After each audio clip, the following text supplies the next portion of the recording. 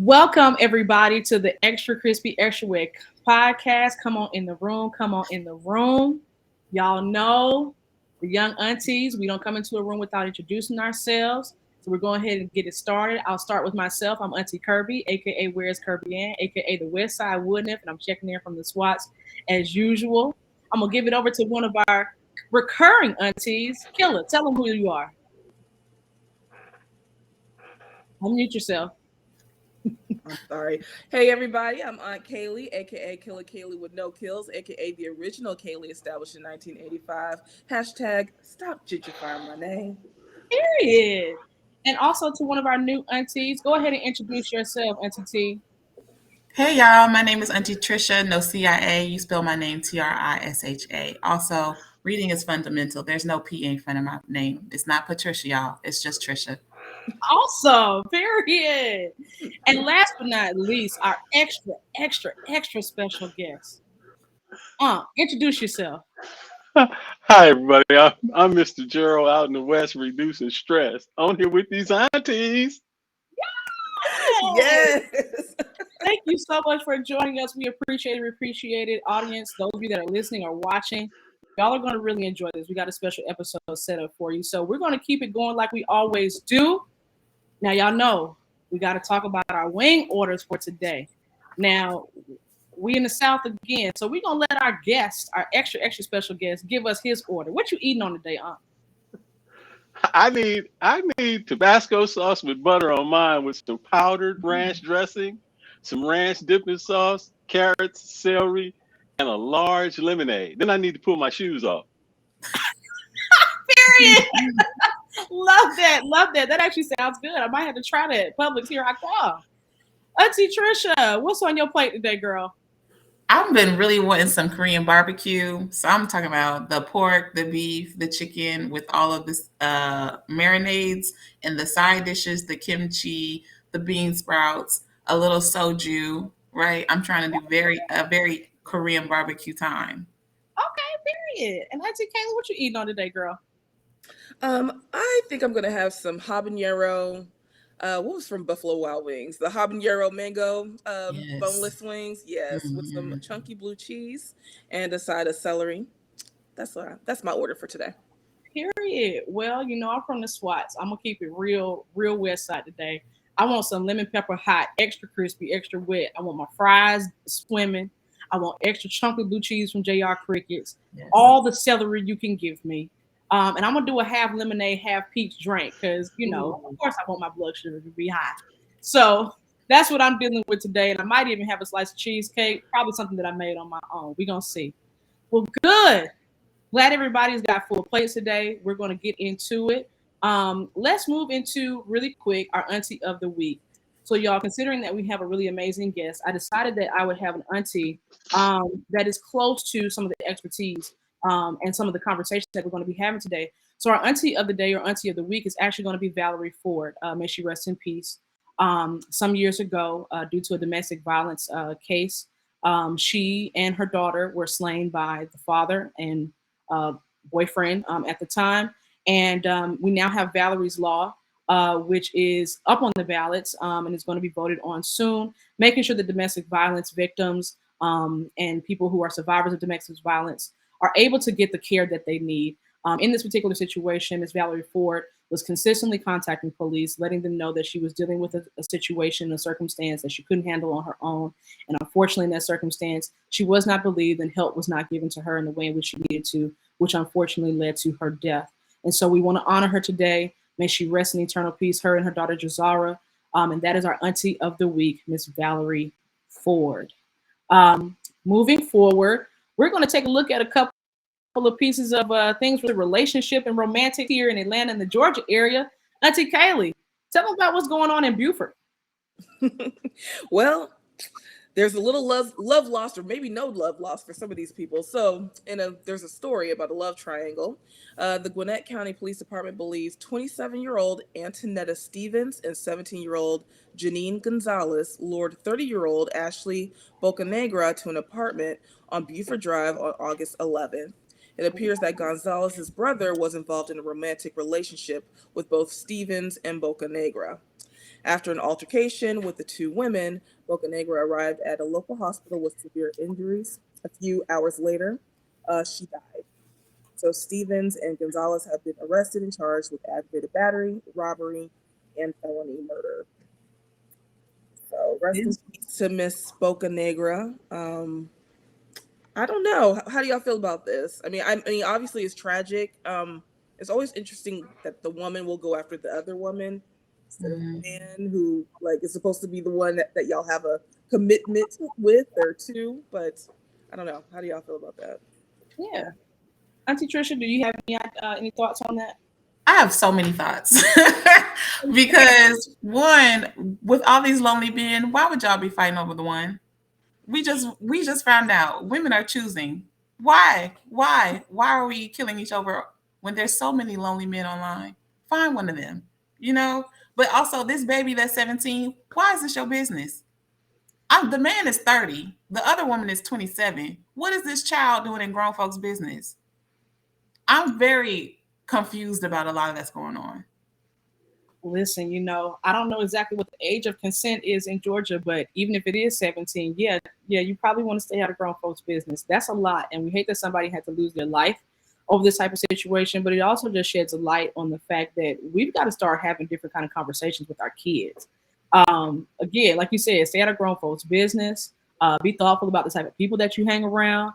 I can think about a personal situation, well, not a personal situation, but one that I'm aware of where a friend actually involved one of their best friends in a crusade to get evidence on their significant other, their wife at the time, during a divorce proceeding, and could have gotten that person in trouble for stalking because they were literally outside of his house taking pictures of the wife while she was in the process of doing some things she had no business doing. So, we're not going to act like she was innocent.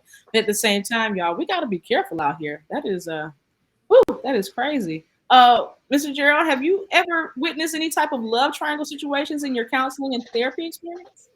Well, a lot of times it's not unusual to have someone seek therapy because they discover some sort of love triangle. That phone will tell on you. He put that phone down to go get gas, and baby's name came up, and then it's on, right? And it can start a big conflict. But I think to you guys' point, both men and women have to be careful in relationships. We need them for our survival, but they can also be dangerous depending on who we're working with, as you can see. And this is a worldwide epidemic of violence against women, not just in Atlanta, not just here in California. This is happening all over the world, that women are finding themselves in violent relationships and getting beat up, and men too. But it's more likely that women are going to end up dead than men. Oh wow. Okay, well, we'll chat a little bit later more about that. We got some other questions for you around that as well. Moving forward, something a little bit sad, but also a little bit good. Oftentimes we have these conversations about men not always participating in the lives of their children. But this most recent Father's Day back in June, there was actually an article saying that men at the Atlanta Mission were actually fighting to improve their lives and relationships with their families. It was reported that oftentimes, of course, Father's Day can be complicated for some people, but that doesn't stop families from trying to mend relationships. And CBS, the article that I'm reading here, actually interviewed several men that were at the Atlanta Mission as they were trying to improve their lives and, again, the relationships with their children. People like Kevin Holland talked about how it was by the grace of God that he found this particular shelter. He had fallen on hard times and needed some support in being able to be the best father that he could, the best man that he could, to support himself and to support his family as well. It spoke about the fact that a lot of these fathers talk about the pain that they feel and the suffering that they go through and the hit to their egos when they're not able to provide for their families, when they're not able to see them, whether it be to being a part of the unhomed population or due to illness or due to lack of employment, all kinds of things. A quote from here: I think that every one of our dads wanted to be a great dad. The circumstances or whatever happened, and they didn't happen to live up to it, but they haven't necessarily lost the dream to be a great dad. That comes from the CEO of the Atlanta Mission, Jim Reese. It also just talks about fatherhood in general and how happy some of the fathers have been because of the fact that the Atlanta Mission was able to support them through some hard times in their lives to be able to see their families. So my question to the panel is, what has your experience with Father's Day been like? Have there been positive and negative? Or have you seen instances where a father has been able to move in a positive manner in the lives of their children and their significant others. Auntie Kaylee, I'll come to you first. Well, I mean, I think, well, in regards to the story, I think it's wonderful. I think there needs to be more resources for fathers and men who want to be want to be involved and engaged in their children's lives. So I think that's wonderful that they have this resource. I have a great dad. I am lucky to have a wonderful father. My parents have been married for, I don't know, 39 years or so. So I think he'll be 40 this year. So my dad has been a wonderful dad and a strong male figure in my life, and a father to others. That's my dad, and I wish everyone had that, a father like that in their lives. Fair enough. Fair enough. Auntie Trisha, did you have anything to contribute in that area? Yeah, no. I don't have a relationship with my father. I've not had a relationship with my father for the most of my growing up. There were moments where we have tried to reconnect, it just did not happen. And so I am happy for these men who have chosen to work for their family. I also think that the opportunity to work on yourself in absence of raising children while you're working on yourself is a grace that women don't get. And so I am happy that it's for them, but I just wish that there was that opportunity for everyone to say, I want to be a better parent while I'm not also parenting, you know? That is a very fair and unique perspective. I haven't heard that. I appreciate that, Trisha. Mr. Gerald, any thoughts on that?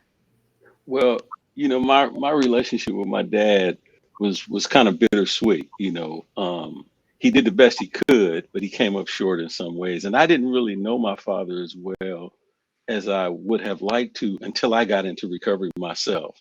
Then I learned what my father was faced with, and I had a lot more compassion for him. But out here in Alameda County, where I am, we have the Fatherhood Initiative, um, that I work with, and we try to help dads. We usually get a call from some dad that is estranged from his partner, that's seeking to deal with that situation and also be a father. So we have resources where we teach parenting and anger management and how to be a family apart and how to navigate the court system. We're trying to just, on some level, trying to mitigate the conflict between the mother and the father so that they can be good parents. Because the kids can usually deal with a family apart. What they can't deal with is thinking that you might harm the mother or the mother might harm you, or all that acrimony in the relationship. That's harder to deal with. Understood, understood. Well, thank you for that. I appreciate that. And tell me again the name of the initiative that you work with out there in Alameda. The Fatherhood Initiative, and Okay. that's a nationwide sort of program. So there are chapters all over the country. Okay, okay. That is amazing. I love that. I love that. Moving forward, Kaylee, it sounds like a ex UGAer is getting ahead in the polls and also getting ahead in the fisticuffs. Tell us more. Yes, it's quite unfortunate that he's ahead in the polls. Do better, Georgia, but that's not here nor there. So Herschel Walker, the Democrats are trying to fight back in a couple of ads that they just came out with recently. So one of the ads features, it shows Herschel Walker admitting that he put a gun to his ex-wife's head, and then also his ex-wife describing in great detail the abuse and threats she allegedly suffered at the hands of Walker. The second ad, that is entitled Threatened, also cites a 2008 CNN article about Walker's memoir, in which he revealed he suffered from dissociative identity disorder. And these ads are part of a planned $33 million ad blitz. So when I saw this, I thought it was fair. I mean, I think it should be part of the record. He has no other record other than football records. So if the only other records he has are criminal records, I think Okay. that's relevant for all of us to make an informed decision about who we're voting for. Also, I would like to hear more about this dissociative identity disorder and how that might impact him. I don't know, Mr. Chambers, if you've had the opportunity to see him speak, but is he often is made fun of because it doesn't seem like he can make coherent sentences. Would that have anything to do with mental health issues or just low IQ or possibly CTE? Well, I think now. First of all, I'm not. Um, I've never talked to Herschel Walker, and I can't like evaluate him. But I can tell you from what I see on TV, he's having trouble putting sentences together. Could be CTE, could be some sort of other mental health problem, could be just not good public speaking skills. I don't know, but it sounds like word salad to me. And it's not unusual in our current political environment to vote for people that, it's a lot of people in politics that don't make sense. He's not the only one, Okay. right? Talking out the side of their neck, right? That's the dangerous thing. Okay. Yeah. It's a lot of, our society seems to be in some ways selecting for a personality that lacks empathy and that we don't mind violence as a society. We don't mind violence. We just don't like violence against us. But when it's against somebody else, we don't care. So he could be president. I don't know. It's scary, right? Mentally ill, and he wouldn't be the first mentally ill president. No, he would not. My thing is, if you're gonna have a mental That's the illness, frightening part. I'm sorry. Go ahead. It's Tricia. my thing is, if you're gonna have a mental illness, then why are you not advocating for free healthcare? You're in the wrong party, sir. Here you go. You're gonna blame mental illness for your violence, but then you don't want free healthcare. I don't understand. Make it make sense to me. Okay. Well, listen, I don't know if it's a Caesar salad, a tossed salad, a Cobb salad, whatever it is that he has going on. But I might just have to give me a plate of fried chicken. Wait, what? He said what?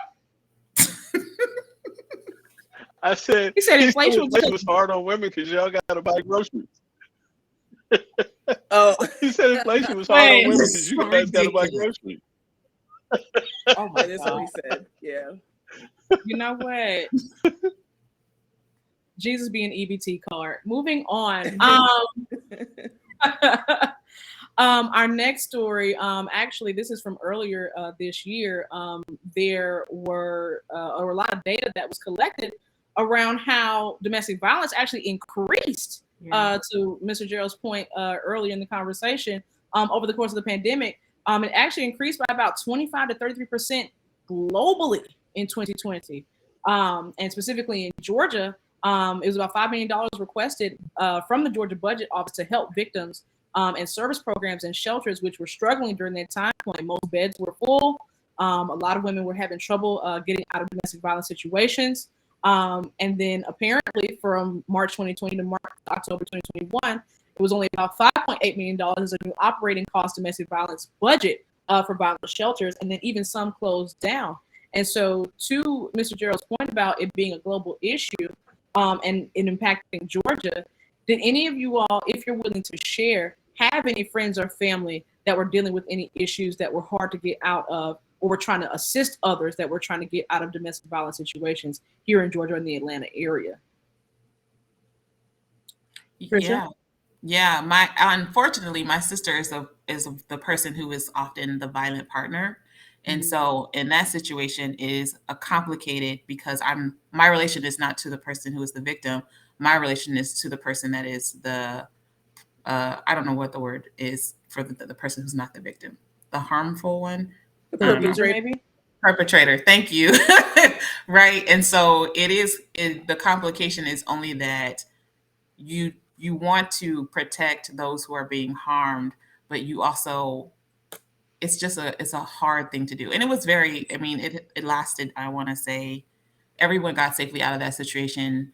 Maybe the following winter, it happened over the summer, and by winter, everyone was fine. But it was a long, long time. Yeah. I will say for myself, I actually finally got out of an abusive relationship myself in February of 2021.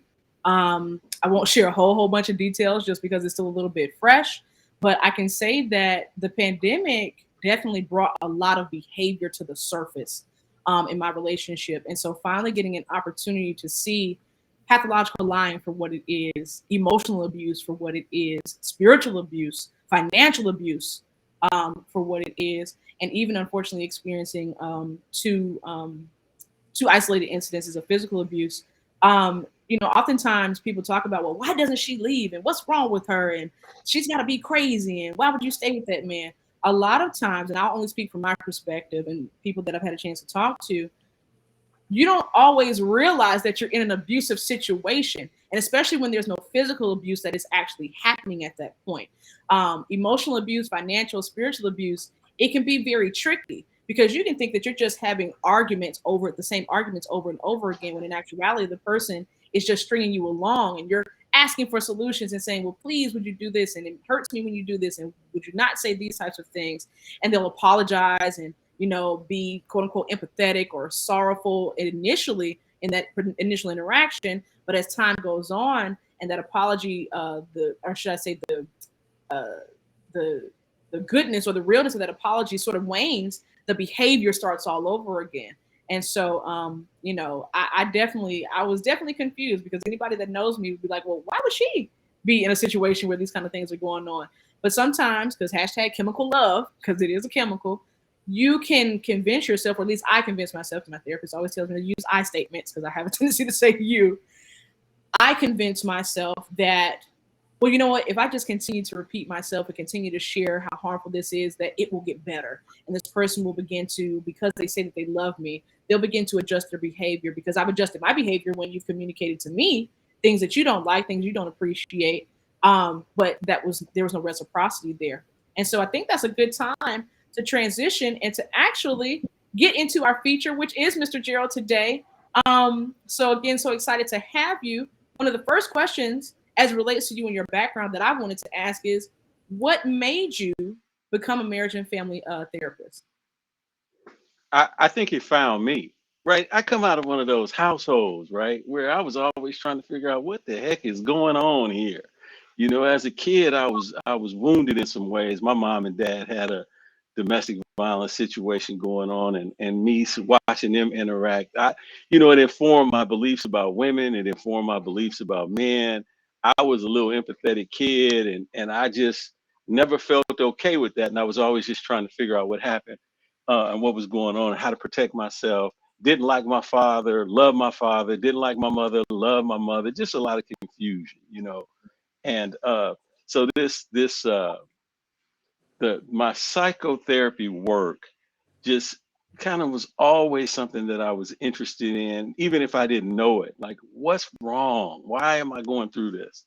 And so as I got older, I just got more of an opportunity to see that I really had an affinity for it. Absolutely, absolutely. Thank you for that. Thank you for that. And I know that we've got kind of a couple of questions between the other aunties, but y'all, this is conversational. So if you want to jump in and ask Mr. Gerald a question, absolutely. Anyone want to add something else to that part of the conversation? How did you switch from being someone who was raised in a home that had trauma to being healed from that trauma to healing others from that trauma? What was that I journey? got in a lot of trouble behind it myself, and like I was trying to avoid being like my dad, and anything you run from, I think you run into. And I just ran into the same stuff, and it really frightened me. And I got in a lot of trouble, and I was kind of forced to change. And it just so happened that the conditions were right for me to change. The right things were around. I know from my experience in recovery that medicine and religion and psychiatry are not sufficient for us. Doesn't mean we don't need it, but it's not sufficient. I also needed some recovery from substance use, because if you don't feel good in relationships, you're going to turn to something. And I turn to Mhm. drugs. If you don't feel good, who doesn't like drugs, right? If you tell me you don't like drugs, I don't really trust you, right? Um, so I used drugs and got in a lot of trouble, right? And then it was that trouble that gave me the gift of desperation Mm. and having the right things around me to help me move forward. Ooh, that hit me in my shaman out. The gift of desperation. I've never heard it described in that way. But it makes so much sense though, because I mean, we think about it, trials and tribulations that we go through throughout our life. Oftentimes, the deciding factor is I'm between a rock and a hard place. Either I'm going to continue doing what I'm doing, and I'm going to either die spiritually, physically, emotionally, whatever, or I'm going to make a change and say, okay, what else can I do? Because what I've been doing hasn't been working. So, I Mhm. love that. Wow, desperation. A tool. It's something that sounds like it's negative, but obviously a tool for change. I love that. Auntie Kaylee, did you have any particular specific questions for Mr. Chambers? Well, I guess in the same vein of just domestic abuse or emotional abuse, let's say there's two partners, and let's not say it's at the level of emotional abuse, but there's an argument that perhaps some words are said and exchanged, and it might go a little bit too far. Feelings are hurt. How do you rebuild rapport and trust after a situation like that? Hmm. Well, I can tell you what I observe most people doing, and then I can tell you what I think we should strive for, right? So what most people do is, first of all, we're only as good in relationships as the relationships we've been in. So if you've been in poor relationships, you kind of carry that forward until you have some sort of intervention. And a lot of times we've been in abusive relationships, neglectful, verbally abusive, maybe even physically abusive, and we don't even understand what physical abuse or emotional abuse is. Mhm. Now, when we get into conflicts with each other, a lot of times what we do is we use distance. We just separate from each other until we calm down and then we come back together, but we really haven't solved any problem. Now, Mhm. what we really need to do, I think, is to become aware of our conflict tactics. So that's what I needed, right? I needed to understand my own conflict tactics. When we have a conflict with someone, our emphasis is on controlling the other person. If I could just get you to stop doing something, everything would be fine. But what I Mhm. really needed to learn is what was I doing that was contributing to the problem?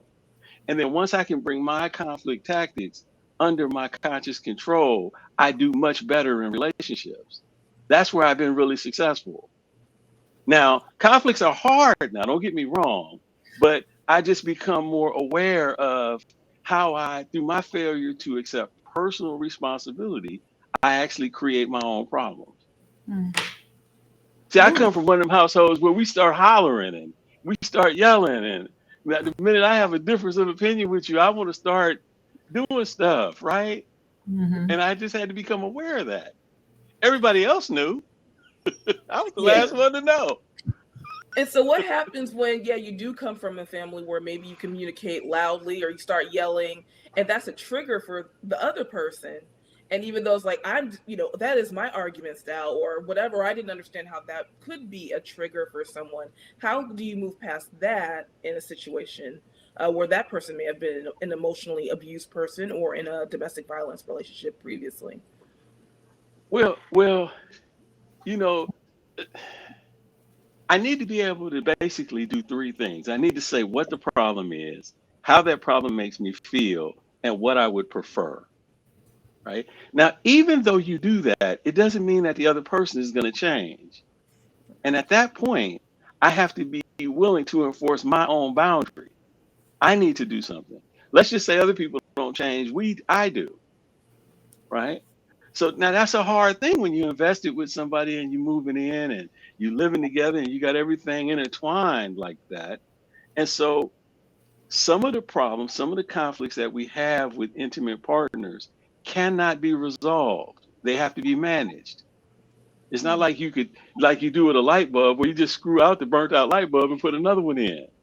I got to manage my behavior. Me and my wife are different. We're entirely different. Mhm.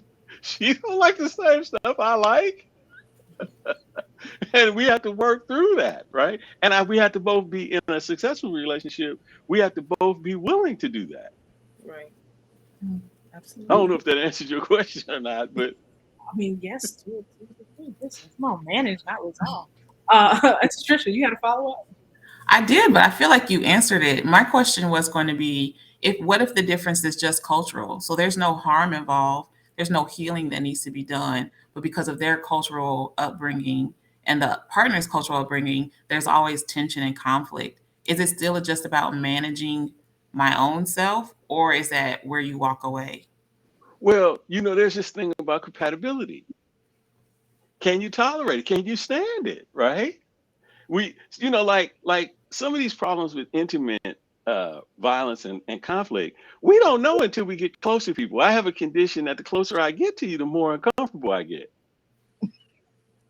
And no Mhm. relationship is permanent. Sometimes we have to say, well, wait, this isn't working.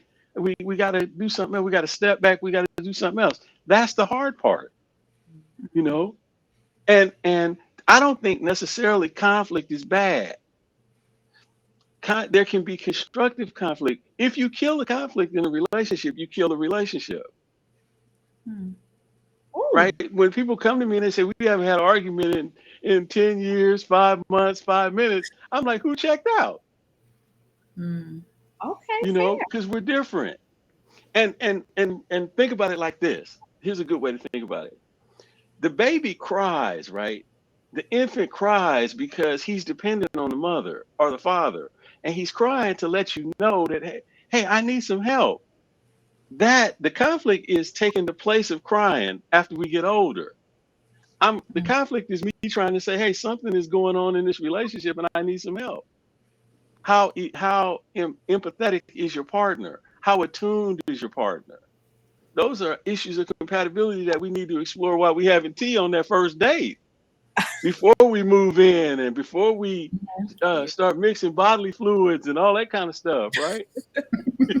Especially in the Because pandemic. like Auntie Kirby said, you know, it's chemical, right? We get attached to people. These relationships are easy to get into and hard to get out of. Hmm. Listen. You know that. I'm that dude. You go out with me for 6 months and spend 2 years trying to get rid of me.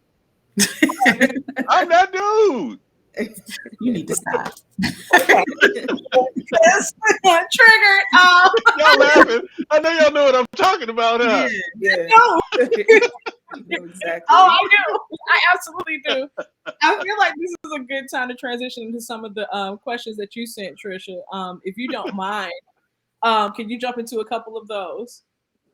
Yes, before we started talking to you, I sent these questions in. I would like to know, like, what are the top internal forces and the top external forces that make a relationship have the most potential to succeed? All right. Well, like like I think being able to speak your mind, Mm, right? That's one thing. Like relationships, like my relationship. This is the only thing I can talk about, right? mhm, Is my relationship. It's a whole bunch of ways to be successful. I can't give you like a list of things to do. I can just tell you what I do. My relationship is a democracy, right? mm, Hard, challenging, because my wife gets to speak her mind. She gets to vote, right? And I appreciate that because she's hella smart, right? I need her wisdom, right? Mhm. I don't know everything. And the hard part about a democracy and the reason why we don't have one in the United States is because you don't get everything you want. mhm, You get what you can live with. Mm. mm, And what's good for the group is usually good for me. So the decisions that we come up with, they're pretty good, mhm, right? Even though I don't get what I want all the time. And sometimes I don't think it's going to work, but so far it's worked every time we have consensus. And we don't really have democracy anywhere, not on the job, not anywhere. So the only place I can really shoot for democracy is in my relationship, mm. right? Now that takes a whole, it took an intervention for me to stop acting like my daddy, right? He was a my way or the highway type guy. Mm. Okay, You child. see, I So, was too, and then I ended up on the highway. so I have a question. You said the first is to speaking your mind. So what do you do if you have a partner who has problems communicating their feelings or like their interpersonal thoughts? How do you encourage a partner who might suffer from that or have difficulties with that? Um, I think do the three things we talked about. What's the problem? How does it make you feel? What do you prefer? And then I think we encourage. I think love is about trying to bring the best out of people, right? And now remember, a lot of the Mhm. conflict that men and women have come because we're basically different. Now, if you think about men being hunters and gatherers, and women, I mean, men being hunters and women being gatherers, right?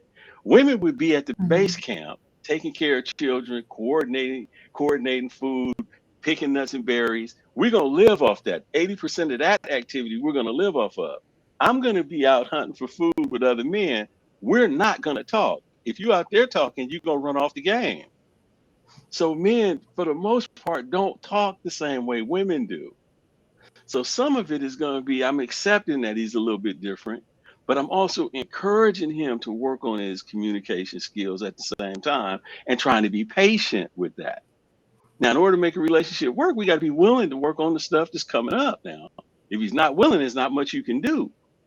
But if you have somebody that you can bring that up with and talk to about it, and then you can urge to talk to other men about feelings, then you got something. Okay.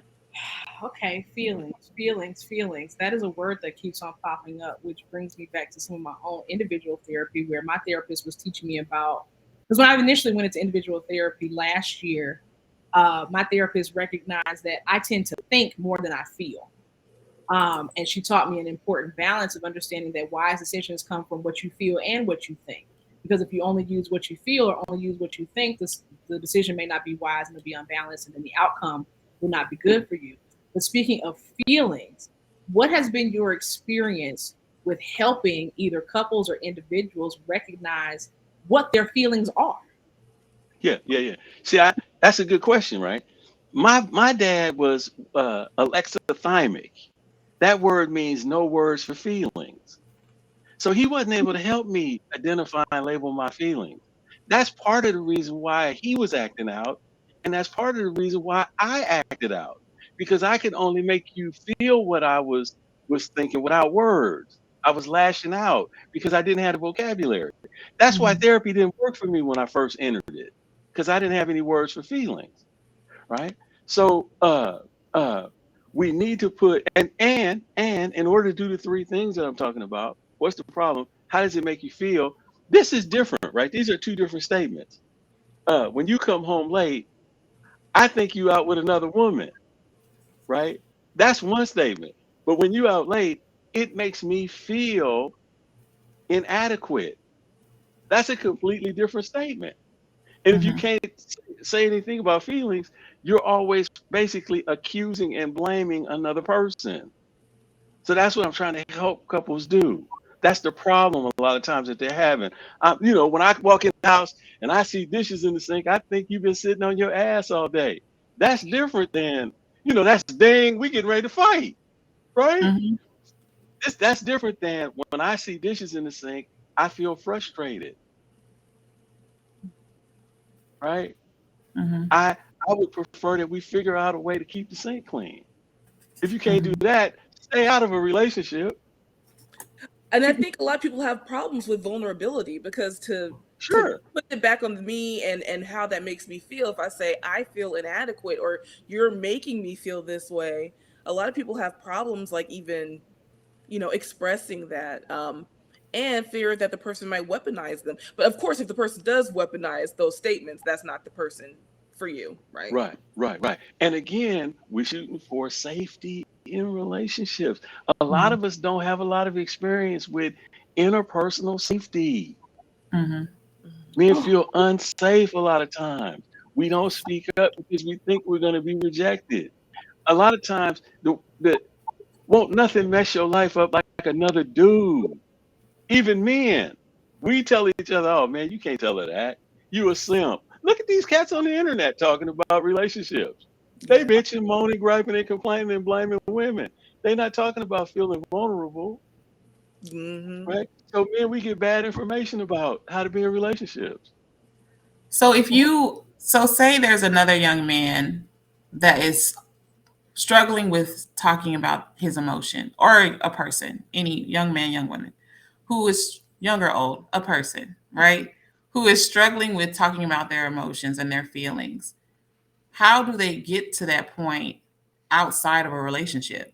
Because I feel like if they get in a relationship, that partner is going to have to do work that they probably shouldn't be doing, or be suffering because the person is trying to learn through them how to talk about their feelings. How do we do that outside of relationships? Well, we don't. Intimate relationships. We don't, right? We Oh, never leave relationships. We're always in relationships. Do we have the right okay. kind? Right? Hmm. I'm not even I don't even tell men to talk to women about this. We need to talk to each other about it. Mm. Yeah. Because my wife ain't my damn therapist. She ain't Thank my you. sponsor. I don't want her doing that emotional work. Right. Yeah. There's some stuff I don't even talk to her about, right? Because Mhm. I uh, need to have some privacy.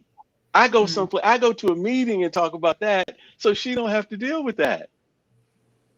I could tell. I could tell my wife some things about my history that would frighten her. There's no Mhm. need for me to go into that. Yeah. There's no, you don't do another person like that. You don't owe a person wins unless it won't hurt you or them.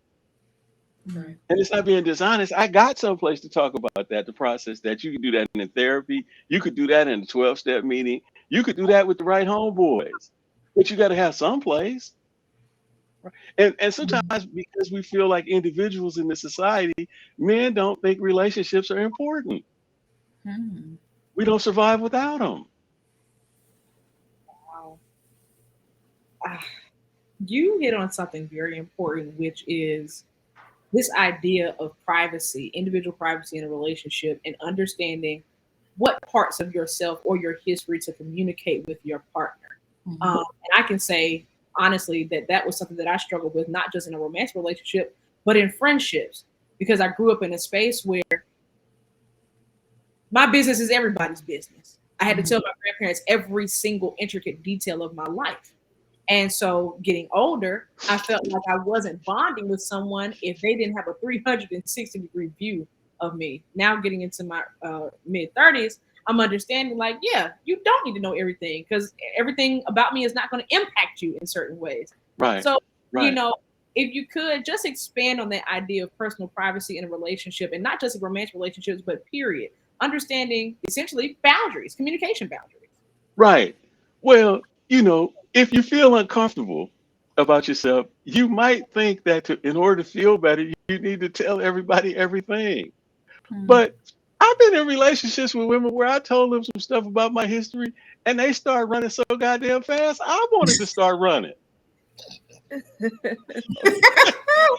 Black people, if black people start running, you start running too. Right. Right? So I don't need to do that. Mhm. I've talked to people and told them some stuff about me, and they say that's fine, sir. But I just came to the grocery store to get a gallon of milk. No one likes an Just oversharer. totally Right. inappropriate, Yeah. right? Now, Right. now, now, here's something about intimacy, right? If you want a fire to get going and burn hot and high, don't smother it. Mhm. Mhm. Give it some room. So I got Mhm. to do my work away from my relationship to feel all right in my own skin. I can't use her to try to feel better. No. Mhm. She go, I'm wearing her out. Look, women already do 2.5 times more work around the house. I'm embarrassed to tell y'all this, right? They I- already do 2.5 times more work. She That's don't a need to lot. be my therapist, yeah. right? Mhm. That's personal responsibility. I got Mhm. homeboys for that. Then I can't be mad when I tell her something and she looking at me funny, Mhm. or it's Right. coming back up in a conflict or something. Oh no. And You we got talked to, a little bit earlier about the finger pointing. Men saying women is Mhm. you, women saying no, men is you. Mhm. How do we bridge this gap? Because it seems like a problem that the Black millennial culture right now is like there's always something going on. Who's at fault? Look at this situation. Is it the woman's fault? Is it the men's fault? Why aren't we dating? What's going on? What's wrong with y'all? So, how can we bridge the gap on both sides? I don't know. I know how I do it. Yeah. I can't give y'all no damn advice about that, right? Here, look.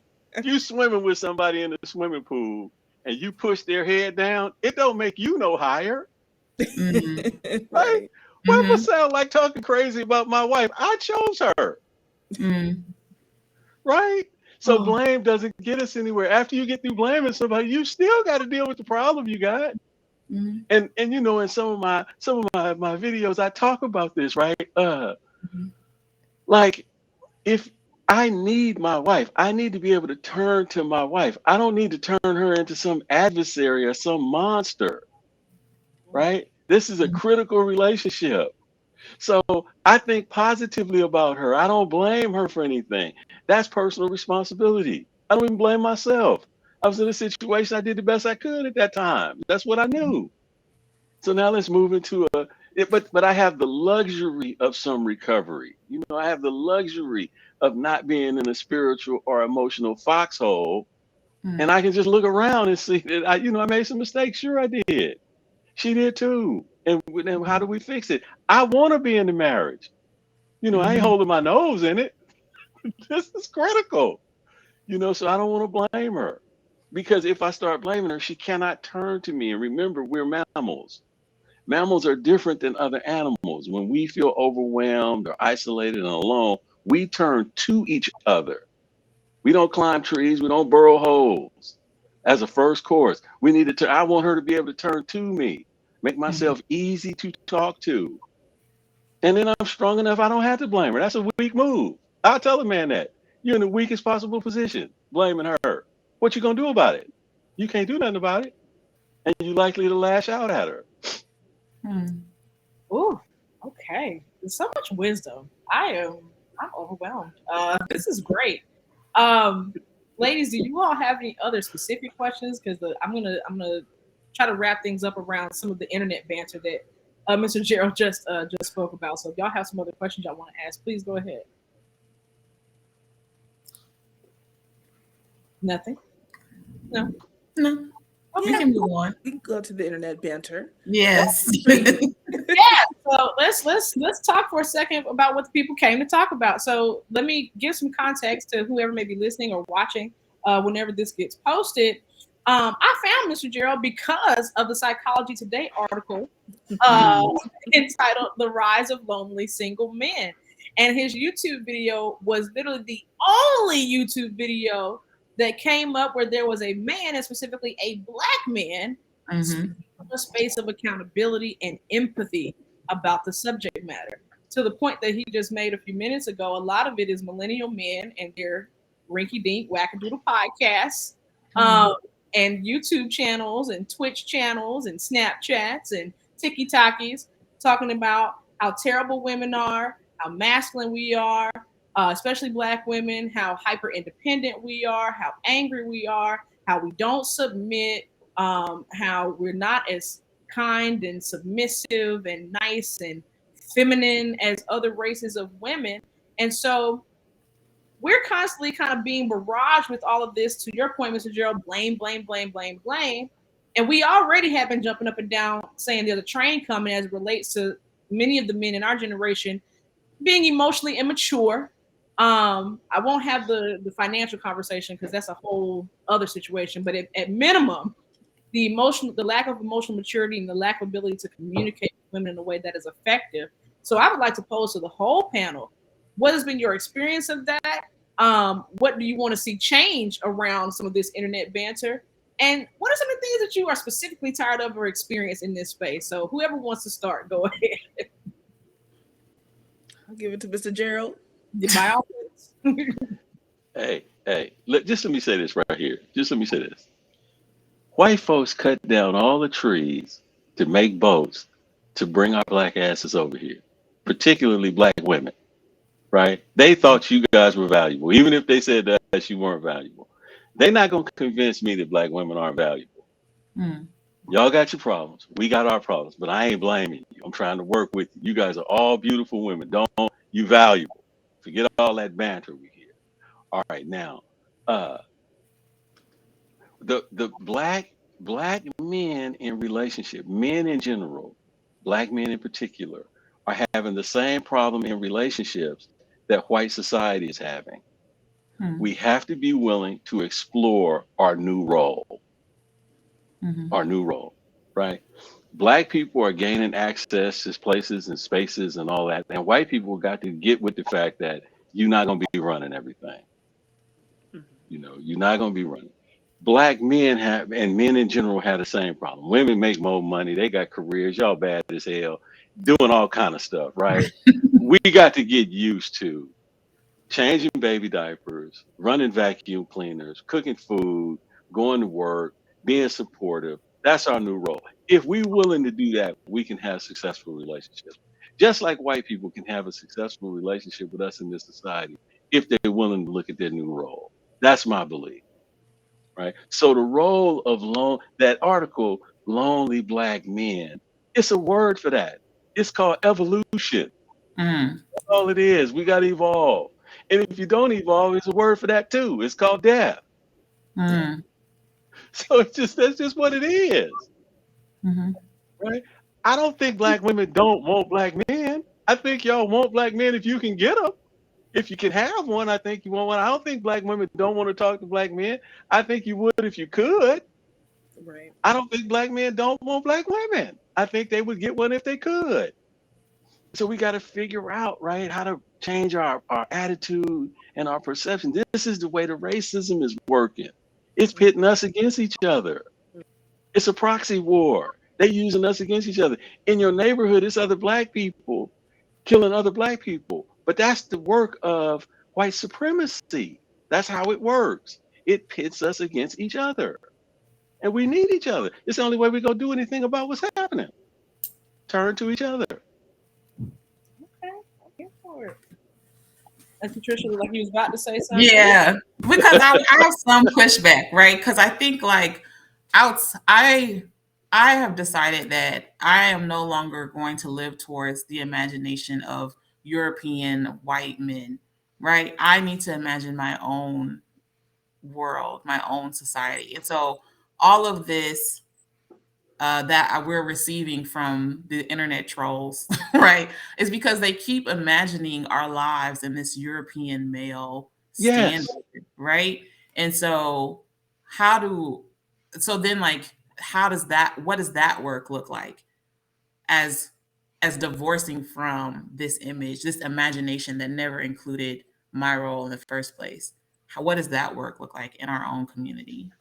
Well, I think in general, the internet is negatively affecting our society. Mm, In general, it's like anything else. It has a good side and a bad side. The internet can propagate really good ideas, but it also propagates really bad ideas. I would recommend to anybody unplug from the internet.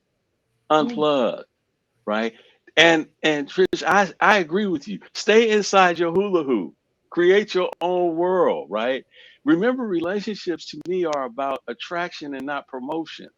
So if you're enjoying your life, the right people will be attracted to you, right? But if you're trying to promote a relationship with somebody that might not be the right person, that's not the right thing to do, I don't think, mm, right? So there's a lot of bad information on the internet. Not all black men feel the same way about that though. But many black men you find on the internet feel that they want to blame black women, but not all black men are blaming black women. Okay. mhm, Okay. I hear that. And I've also echoed those sentiments in other conversations that I've had with black men on other platforms. Someone asked me recently, what do you think the gender wars is about? And I was like, I think that it's a part of the imagination of the internet. We we are chaotic species in a lot of ways. You were talking earlier about us being mammals and we tend to turn to each other. We don't burrow in holes, we don't climb trees, but we're also chaotic species. We like negative information. And we tend to share negative information faster, at a faster rate than we do positive information, even though every individual is looking for a positive life experience. But I'm sure that's a whole other podcast. But yeah, a lot of what is being talked about on the internet, a lot of that stuff is not happening in day to day. A lot of that stuff is not even happening on the dating apps. People want to be next to each other. People want to be in relationship with each other. But also, to some of the points we talked about, they don't know how to. And then it turns into other situations. And the thing that I would say that's dangerous about the internet that we need to become more aware of is that the algorithms are programmed for conflict, because with conflict you get more engagement. So this is by design. This is why democracies around the world are struggling, because you can find somebody that believes what you believe and confirms your negative bias on the internet. A lot of the guys speaking about relationships on the internet are people that have relationship trauma from breakups and divorces. And they find a platform on the internet to just kind of spew this poisonous pedagogy. And mm, the internet supports it. Mm. It supports it because it leads to engagement. You know, if you look at I'll just say this and then I'll leave it alone. If you look at the Trump's rhetoric, or if you look at some of these other guys on the internet, they're basically championing a type of uh, interaction with women that's based on reptiles, not mammals. That you're going to dominate a woman, that you're not going to have feelings, that it's going to turn into an exchange. A lot of them are basically supporting tricking. That you're not going to engage with them, you're not going to intertwine, you're not going to marry. It's just going to be a transaction. That's what reptiles do. Mammals don't do that, right? We get together and we do better in relationships. We thrive. We don't thrive like that. We don't thrive lonely. We don't do as good. Ooh, okay. I am thoroughly educated at this particular point. Thank you so much. Yes.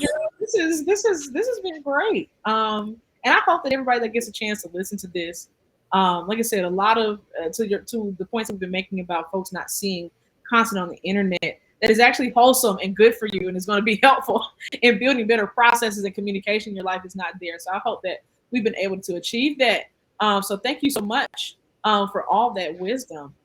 We are going to move it to the bottom of the show because we don't want to keep everybody too long. I am a product of the Baptist Church, and we were real good at going 2.5 hours if needed. What's going on? First, before you on, Dr. Chambers, are you accepting clients right now? What insurance do you take? Now I'm limited, right? I'm limited to California, right? But look. You can reach me on YouTube. You know, I'm talking crazy about the internet, but that's how you can stay up on. You can hit me on my website. I will chop it up with you if you're outside the state, right? It's not a problem, but I can only practice in the state of California. Okay. Understood. And we'll make sure that we share all that information as we get to the bottom of the show. So, we ate good today, y'all. This was a really, really good. I feel really, really good about this. This is great. So thank y'all so much. So we were going to promote another book, but Mr. Chambers made an executive decision. We are actually going to, for the month of September, we're going to read All About Love, New Visions by Bell Hooks. And so really quick, Mr. Chambers, I would love for you to give us some insight about when you read the book, how it impacted you and why you recommended that book. Look, this is what I figured out about me. My family did the best they could, but I didn't get the love that I needed. I didn't know that I didn't get it. And everything that I did was an effort for me to try to get the love. Misinformed, not good, but everything I was doing, I was trying to get the love that I needed. I'm an adult now. I got a program now. I got some people that help me figure out how to say what I need, and they'll actually give it to me. I don't have anybody in my life that won't do what I need them to do if I say, hey, I need this rather than that. So now I'm able to focus in and make sure I got the love in my life that I need. That's what the Bell Hooks book is about. How do we get the love in our life that we need? How do we get people to give us that? How do we know what that is? That's why that's so important, because love is a big deal. You don't go anywhere without that. We mammals. We care about each other. We're lizards.